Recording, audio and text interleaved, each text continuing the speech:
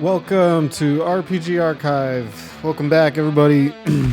Today we're going to be discussing the top 10 Dragon Quest games. Top 10. So, I know there's 11 mainline games, but I'm not counting Dragon Quest 10 because everybody knows that's Japan only. Yes, I am aware that you can play it. But it's not an official release, and therefore I don't think it should count. So I only would play it if Square Enix gave me a version of it to play that they sanctioned and put out and translated themselves. So with that being said, I'm only going to do 1 through 11, discounting 10. Understand? Why do I do a top 10 list for Dragon Quest 11? For Dragon Quest. Well, it's because I think YouTube wants me to. I looked at the little notification thingy and it said that I should do a top 10 list for Dragon Quest. I haven't done anything in this channel for a while. So I figure you probably want to see it. If you clicked on this, you're either a fan of me, which thank you, or you're a complete degenerate. I don't know why you would want a list from another person. They're completely pointless. I would argue irrelevant. And in fact, this list that you're about to hear would change day to day depending on my mood, depending on what I ate for breakfast, depending on what I saw on the news, depending on who's president at the moment. All those things can change the outcome of what I tell you. I will say that the last three are pretty, the 10, 9, and 8 are pretty set in stone. And I think my number 1 is set in stone, but the rest of them you could jumble up. Just depends. I'm going to turn this light on real quick. 1 sec.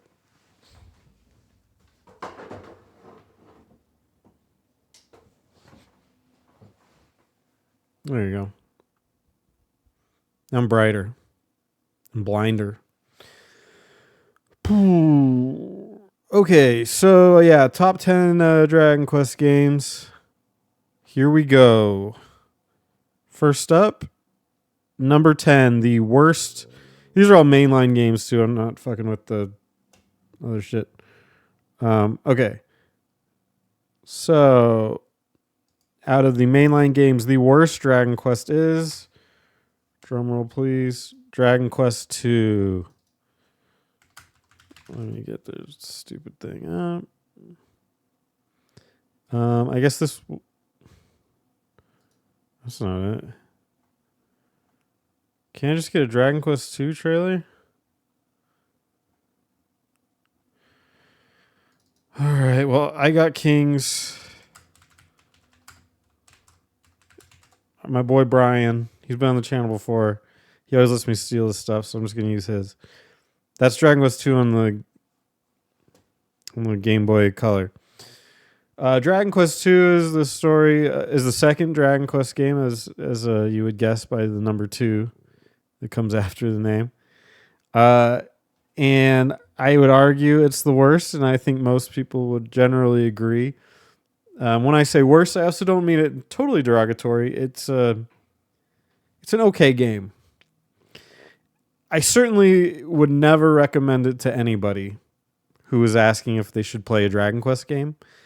It's pretty brutal. You're following your character and the, oh my goodness, Prince of Midenhall and the Princess of blah, blah, blah. Can't remember. It's been a minute. As they journey through a land that will very quickly become very familiar. It is a direct sequel to Dragon Quest 1, which most of the games in Dragon Quest are not canonically related, although 1 through 3 are. It's I think it's a first for the series. It does a lot of things that would become staples later on. The exploration, it brings multiple party members, which at the time was not a common thing, especially for console RPGs. So it had some new strides, which is really impressive. But it's just very unrefined. It's unbalanced. Hopefully, when they do the re-release or do the new HD 2D one next year, they'll adjust some of the balancing issues, especially towards the end of the game. The last slog of it requires quite a leap in experience, and you will just spend a lot of time getting just wrecked by some of the enemies.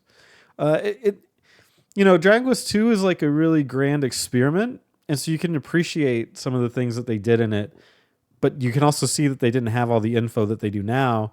They had things like your side characters are very weak. They're not like, usually when you think of the characters in your party, you think of them all as equal, but like they excel at certain things and are helpful. These two are both very, very weak. They have their skills and they have their uses, but your party members are significantly weaker than you, and you'll constantly find them dead, which is lame. And your character is like a warrior who has no skills. So do the math on that. That's kind of weird. It's not the most fun game to play. It is a history lesson, but it is not very fun to play, and I do not recommend it. Yeah, not a whole lot to say other than that. I'm staying hydrated. I have my water over here. But yeah, I wouldn't recommend. No bueno. But fun if you become a Dragon Quest buff. It becomes a must play because it does. Obviously, you need it for 1, 2, and 3. So if you're starting from the beginning, you'll begin on 1, 2, and then 3 is the best. Spoiler alert for the rest of the list. But yeah, Dragon Quest 2 is the worst Dragon Quest game. All right. Let's move on to, I'm doing all this by hand, to number 9.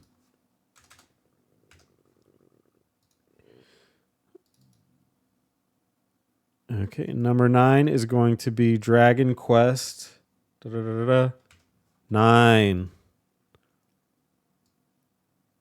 Dragon Quest 9 trailer.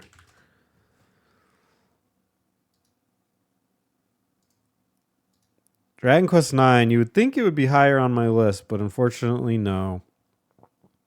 Dragon Quest 9 was released on the Nintendo DS.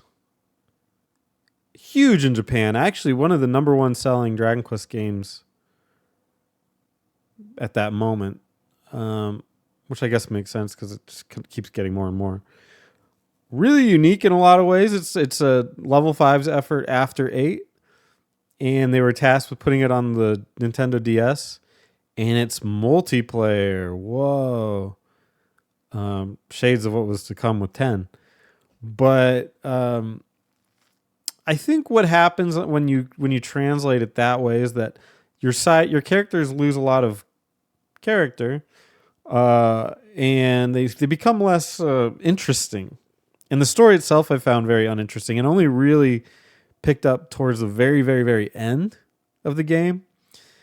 And, no good if you're playing by yourself. And I make that a huge thing is that I didn't get to play this when it came out. I could only play it like last year or 2 years ago, whenever I played it recently. So my perspective is a little bit flawed because I have only played it single player where online was not really an option. I'm sure if I could play this multiplayer with my friends, I'd have a blast. It looks a lot of fun. And in Japan, it was huge. I think in Japan, their culture is more attuned to multiplayer gaming, especially with handhelds. Whereas here, this would be a really cool game for the Switch. Hint, hint, Nintendo. It'd be a great game for the Switch that you could play online through their services.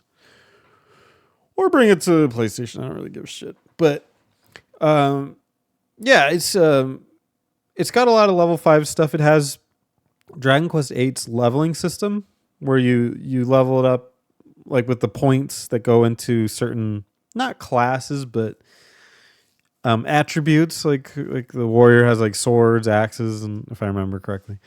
and each like class has their own set of those that they can do, and then you can combine them to make the ultimate party hero characters. And you get more vocations as you go on, and some of them are a little harder to find than others, and part of the gameplay loop. It's fun. But it has also these things called grottos, which don't seem like they're that important during the main quest. But most of what makes this game a game is the post game, which is where it really falls flat for me because I didn't play multiplayer. If you played a multiplayer, there's a lot of cool stuff. You can do basically dungeon crawling with your friends. Unfortunately, I had to do it by myself and got incredibly bored and didn't care. So I stopped. But if you're playing with your friends, this would be a lot more fun.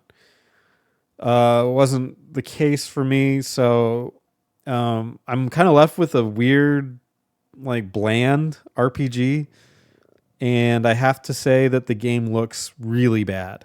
Now, when you're looking at this trailer that I've got right here, this is not indicative of what the game really looks like.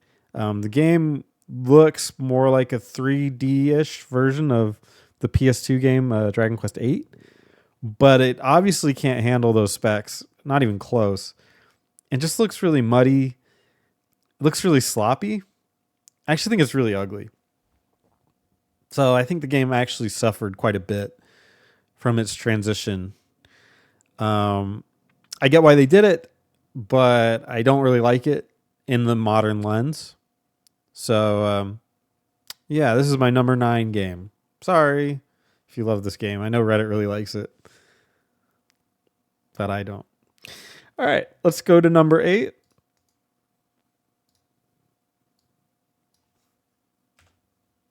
Number 8 is Dragon Quest. Whoops, I was about to edit the wrong one. Dragon Quest 1.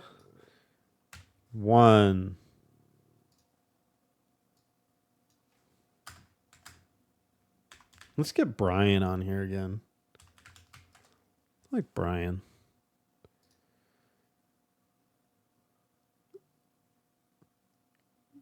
Dragon Warrior in the West. Now, obviously, you can call it Dragon Quest. I really don't hate this game. I kind of like it. It's kind of refreshing to play an RPG where there's only one character. And it's super, super simple. And you're just left to push the quest on your own and not given a whole lot of details. But its bare bonesness, was a word I made up. Its bare bones approach is just that. It's not really the most fulfilling game. And I mean, this is one of the first, I say RPGs, but I should stress that it's like a first console RPG. So it's a really good try. I gotta say, very, very good. And I do enjoy playing it, but I probably wouldn't pick it over any of the other Dragon Quests that are coming up on this list, or many other RPGs in general. But from a history perspective, you could have a more boring lesson, like 2. This one is surprisingly smooth. I didn't play the NES version. I played the newer ones, specifically the Game Boy Color one, or just Game Boy one. So I don't have all the jankiness of the old ones. I can't stand old games. Whatever.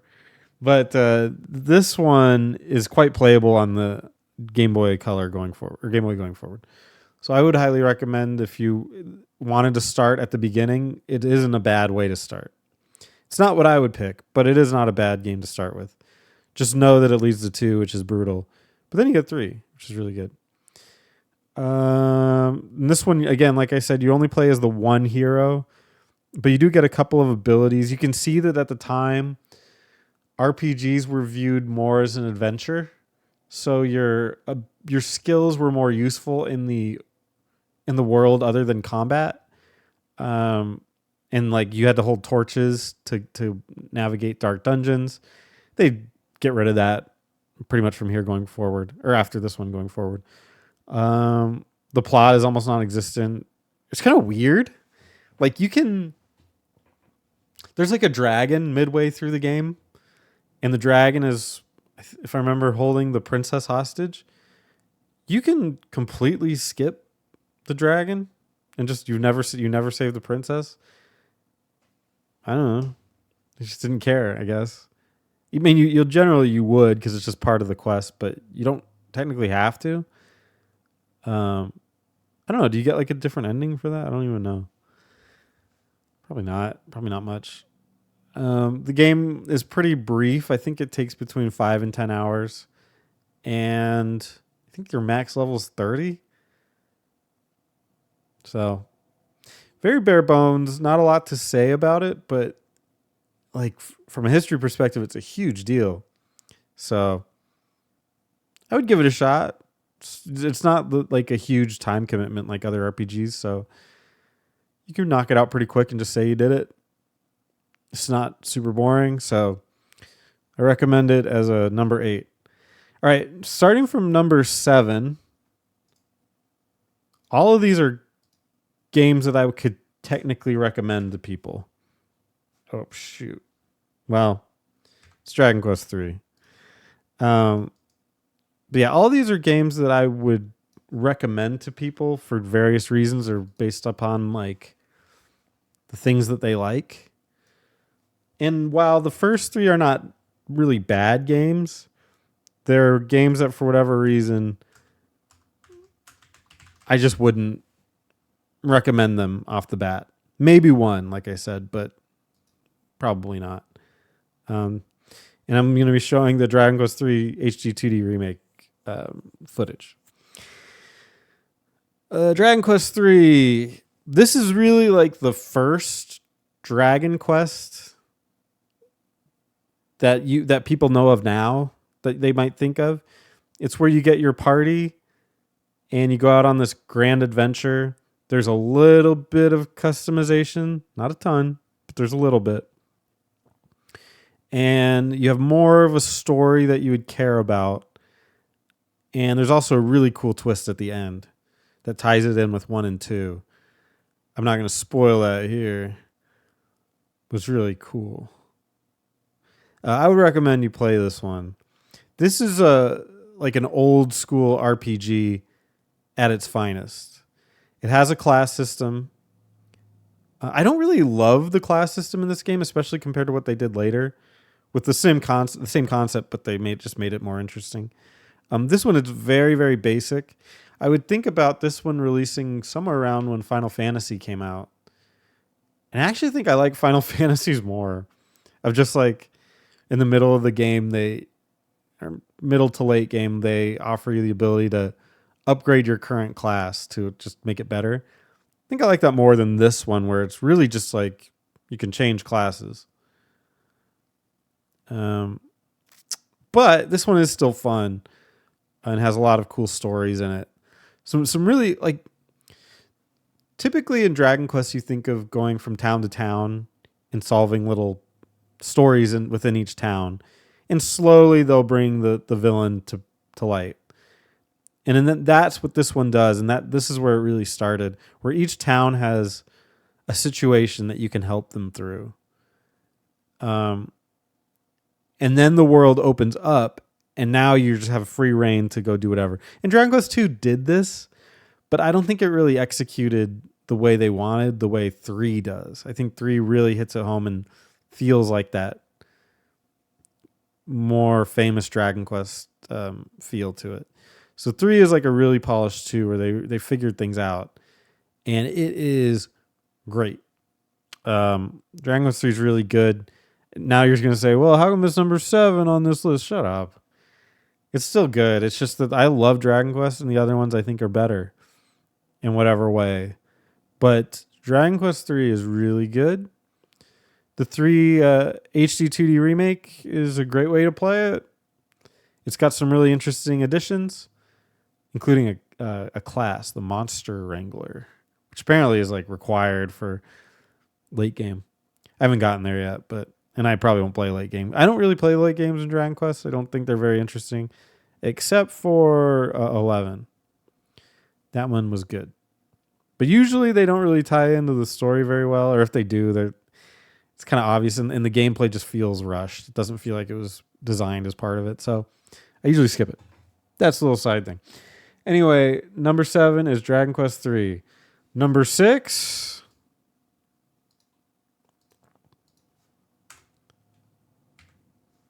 Number 6 is Dragon Quest.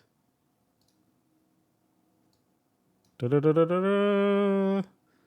7.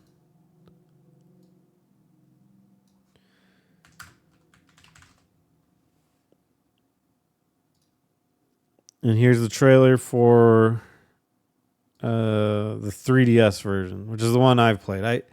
I have the PlayStation version, but it's far more cumbersome.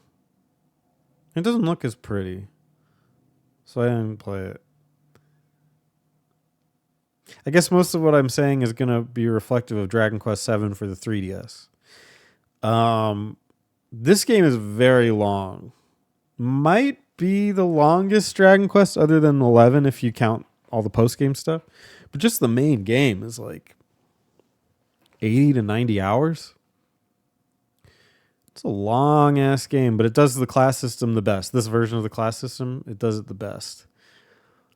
It's one of the more interesting ones, too, because it involves you going back and forth through time.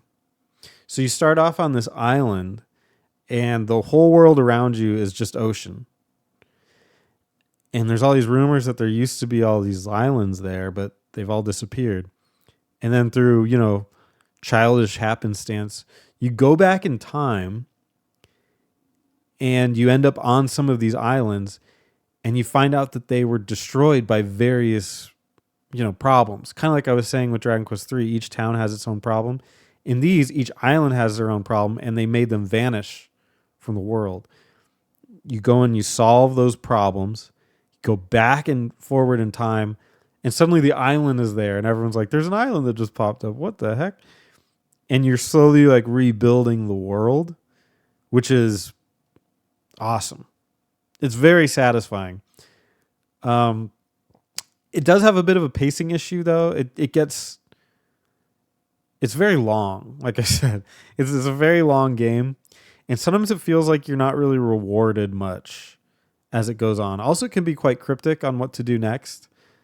There are technically hints and there are ways to understand what's going on.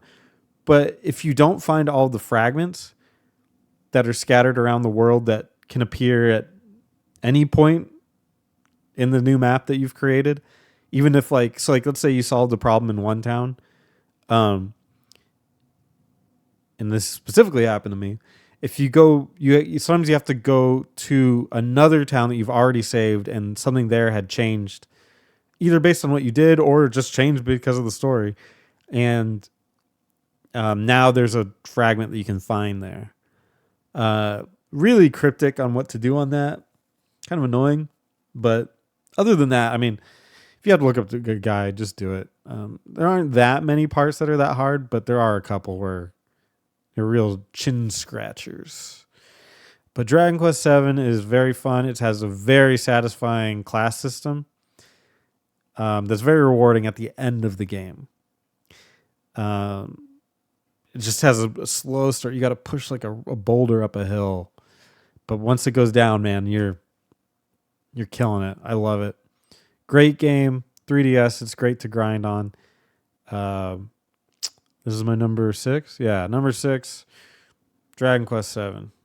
If you're into like grinding, this is the game for you. I think I gotta get my hand in the thing. Yeah. There you go. All right, let's go to number 5.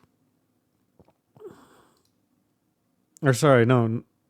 Wait, I never changed it. This one was number 6. I swear I changed it. Oh, God. I never even changed anything. Okay, sorry. This is number... I don't know. I'm drunk. No. Hold on. I'm having so many technical difficulties. 6. Okay. Dragon Quest 7. We're just going to let that sit for a second.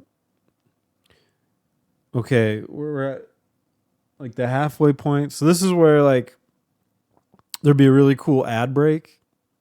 And I go, now we can, before I go to the next one, and I'd have like a cool transition. And I'd say, boy, I don't play Dragon Quest unless I take Blue Chew. And that gives me the power to fuck between Dragon Quest. I don't know. It would be something like that if I had Blue Chew, which I assume everybody that listens to this podcast uses. Like, why do they... Like, Blue Chew, like, advertises through everything. I don't understand it. Like, how are there that many people that need it? I don't know. Anyway, Blue Chew, be one of my sponsors. All right, number 5. No. Oh, see, it's like I'm trying to edit things and it's doing it wrong. I'll have to double check, make sure my work is good. Number 5 is Dragon Quest. No, see, it's trying to make me do 5 again.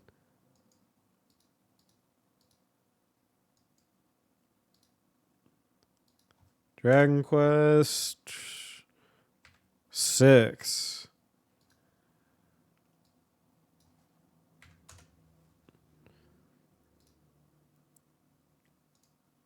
I've played this for the Super Nintendo or Super Famicom. It never got an American release on the Super Nintendo. Then also on the DS. So my review will be about both.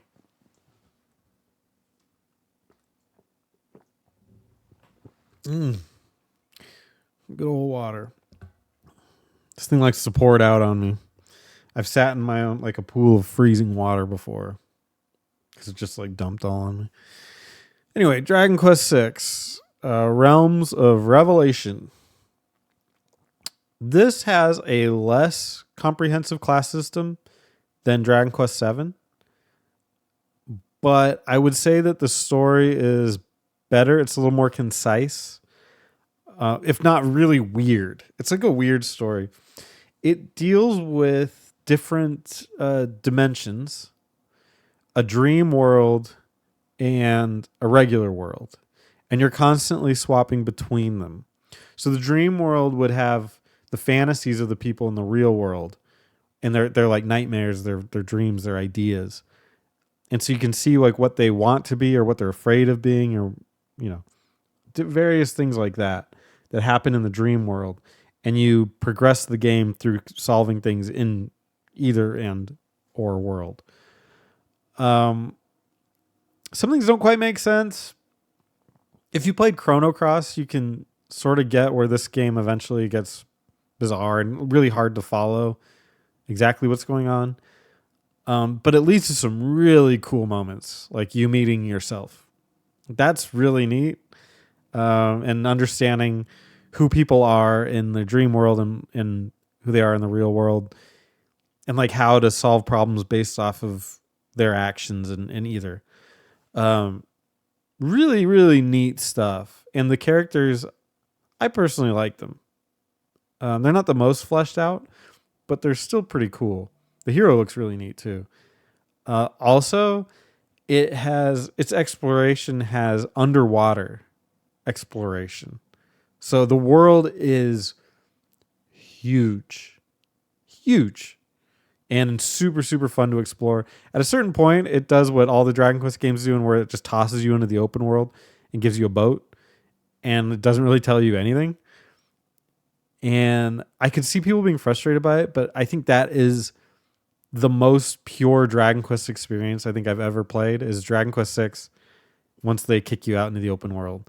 It is just exploration and just you trying to figure out what to do in this like huge world, without telling you anything. It's phenomenal. I love this game. I think it's underrated. And a lot of lists I make of these, this is actually higher, but I wanted to make sure that I captured what makes the other ones great as well. So I left this low.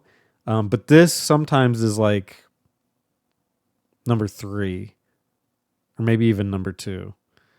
I really adore this game, but it is a little bit difficult to follow. So for that reason, it's a little low. But that's my number 5 is Dragon Quest VI. All right, let's move on to number 4. I'm getting better. I think you have to click on it and then right click to change. Number 4 is Dragon Quest 11. Controversial. Ooh.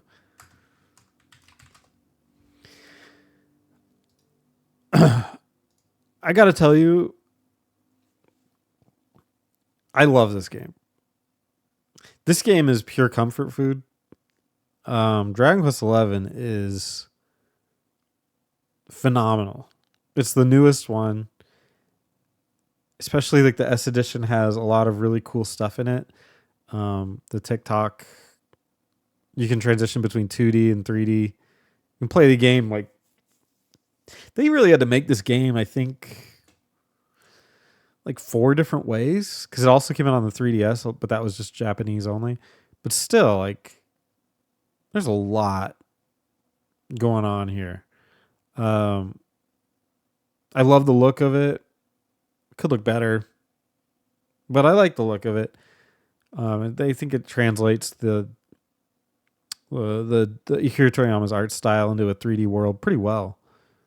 The characters are well fleshed out, maybe too fleshed out for my taste, but they are well fleshed out. I think there's more story here than in most Dragon Quest games, which I actually think is a detriment. But there are some really great moments in here.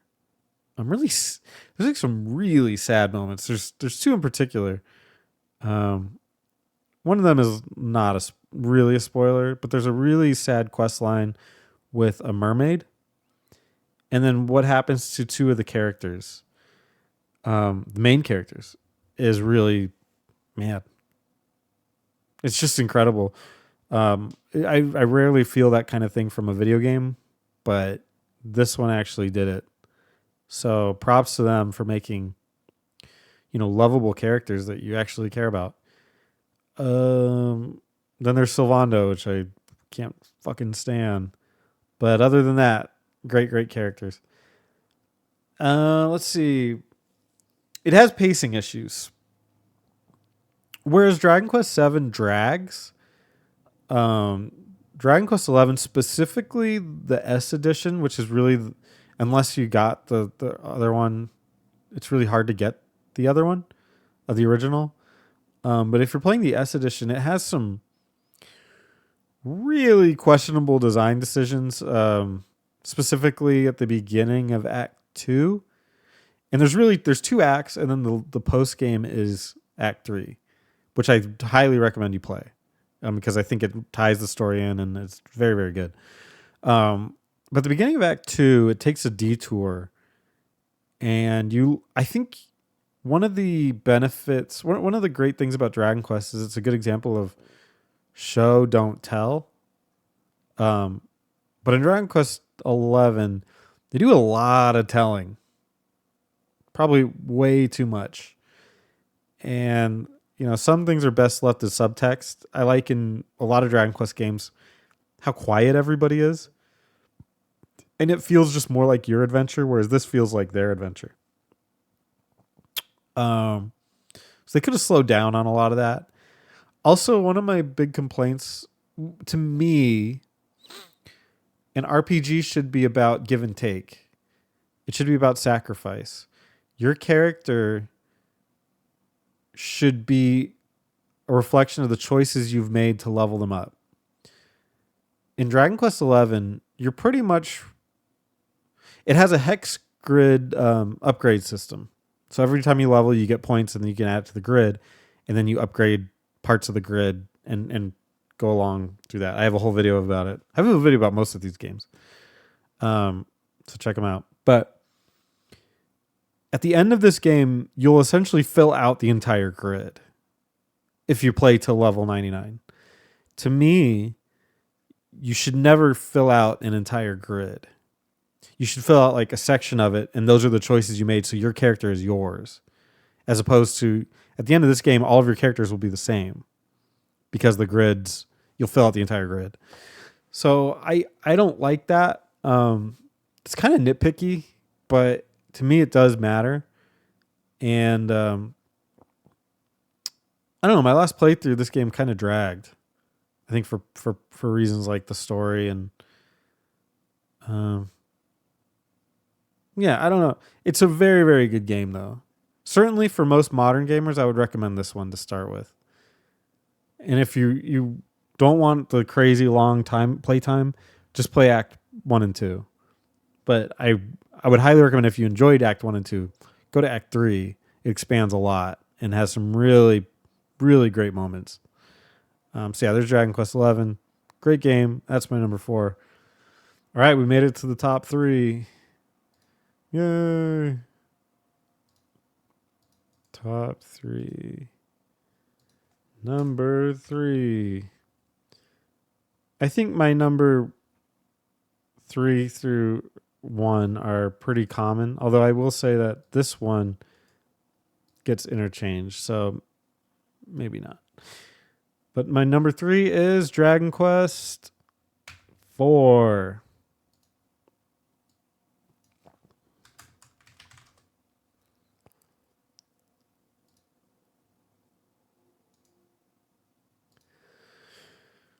Chapters of the Chosen. One of my favorite things to do in any RPG is play the beginning of it. I love starting like a new adventure and getting to, get these characters off the ground. And to say, okay, who are like my main people and what's their like initial story? And like how can I level them up and get them to where I want? And a lot of times mid game is when when you kind of lose me. When it gets slower and I get bored with it, I start to get fidgety and I long for that beginning again. It's almost like this game was like tailor made for me because Chapters of the Chosen, as the name would imply, is broken up into several chapters. And in the first chapter, I mean, if we're not counting the prologue, you're playing as, I believe it was Ragnar. And then then suddenly that chapter will end after a couple hours. And you get to play as a new cast of characters. And then a new cast of characters. And then a new cast of characters. So you can see that you're starting over all those times back at level 1. And I think that is phenomenal. It gives me the opportunity to start over. And then eventually they all meet up. And then you finish the quest. And then it becomes that part where the world opens up and you get to explore it like a traditional Dragon Quest game. I adore it. I adore the characters. Mina and Maya are like my 2 favorite characters in Dragon Quest. I think you get to see them. You get to see more of their character in the Heroes games, but they're so cool.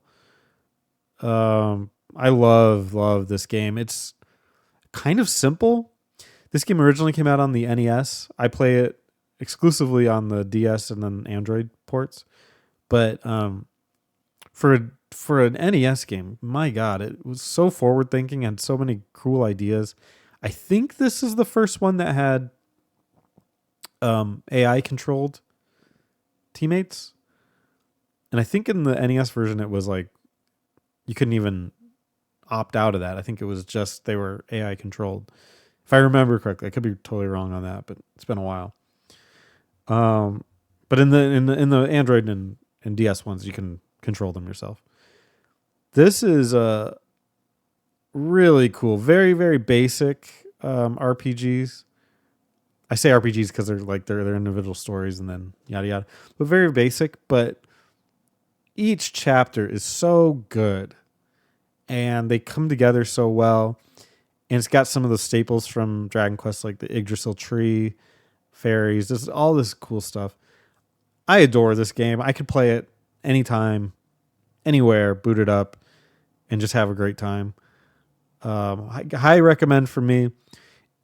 It's not one that I specifically like. A gamer will say will give me what they like, and I would tailor it to them. It's just like a generically great game. I don't know. I don't know how to explain it really beyond that. But if you like Dragon Quest, this is a must. If you like any of the Dragon Quests, this is a must. Play Dragon Quest 4, Chapters of the Chosen. All right, the final two. Number 2. What's it gonna be? Which one? Fans are wondering. They want to know. Which one? Number 2 is, drum roll, Dragon Quest 5. I think I put it in there anyway. Whatever. Dragon Quest 5. Promo trailer. Here we go. Neat. Oh, and it's like the Japanese one. This one came out on the Super Nintendo, not in America. Wait, why did it do that? There we go. And then it got released in America on the... It's doing the stupid thing. Can I get one that's just 5? This was the Android one. Deal with it. Hand of the Heavenly Bride. So this one is very unique and might be the only one I can think of that has a story like the one it has in even modern in any RPG. I guess like Fable, maybe. But this one starts you out as a little kid, as you can see here. He's on the right. That's not you. But you're that little kid with a turban. I don't know why you have to wear a turban. It's just the way that they designed him. And then you become a man. And then you become a father. It's got essentially 3 acts to it. Wow, what an interesting concept. The world is wonderful to explore. Obviously, you explore it at different ages, so your opinions of things change. People's, the way they interact with you changes. You become this hero that your father was because he gets killed. Whoops! Spoiler alert! Whatever. It happens in Act 1. Forget it. Really interesting from a storytelling perspective. And it deals with so many childlike things in it too, like the fairies that we just saw. Really, just awesome stuff here. You really have to play it for yourself, but if you like satisfying long-term storytelling, I think this is the game for you. This is probably, while Dragon Quest 11 had the most story, I think Dragon Quest 5 probably has the best story. And if you're playing RPGs for story, this is the one. It's still got most of the same Dragon Quest trappings to it, but your character roster is perhaps more interesting because you bring in your children, and it also has monster taming, so you can collect monsters as you go about. Which is actually really cool. You can get some really good ones. In fact, if you go online, a lot of the guides suggest the monsters over, some of your actual physical party members that you can obtain. So they're not just like throwaway characters. They're very good. Yeah, just really, really cool game. Needs to be played. It's a banger, as the kids say. It's a banger. All right, number 1. Well, if you've been doing the math, You know what this is going to be. Number 1 is, if I can get it, Dragon Quest 8.